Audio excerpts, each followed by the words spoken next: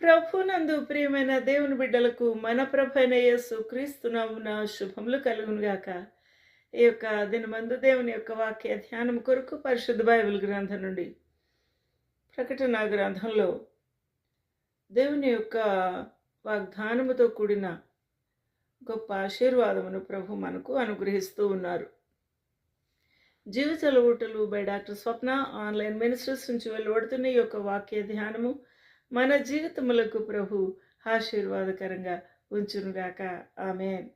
ప్రభునందు ప్రియమైన వాళ్ళారా, ప్రకటన గ్రంథము 2వ అధ్యాయము 5వ వచనములో నీవు మొదటి ప్రేమను వదిలితివి అని నేరము మోపి ఉన్నాడు.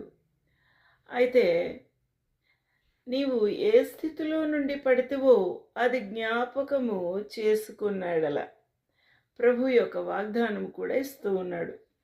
నువ్వు ఏ స్థితిలో నుండి పడితేవో అది జ్ఞాపకము చేసుకొని మారు మనసు పొంది ఆ మొదటి క్రియలను చేయుము.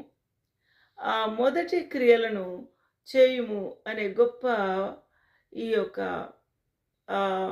ప్రభువు వైపు తిరుగుటకు ఇచ్చిన పిలుపును మనము గమనించాలి.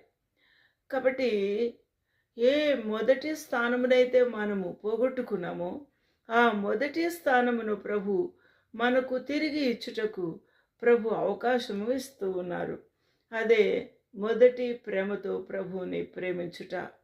మన తప్పును తెలుసుకొని ప్రభువుకు క్షమాపణ అడిగి ఆ మొదటి ప్రేమతో ప్రభువుని ప్రేమించినప్పుడు గొప్ప వాగ్దానము ప్రభు ఇస్తూ ఉన్నాడు. ఏ వాగ్దానం ఇస్తూ ఉన్నాడు? సంఘములతో దేవుని యొక్క వాక్యము లేక ఆత్మ చెప్పుచూ ఉన్నాడు.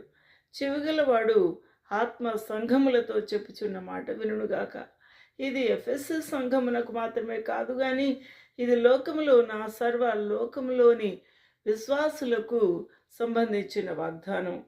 కాబట్టి ఈ పిలుపును మనము అంగీకరించి గుర్తించి తిరిగి ప్రభు వైపుకు మరలు కొనుట అనే గొప్ప ధర్మము మనము చేయవలసిన వారమై ఉన్నాము.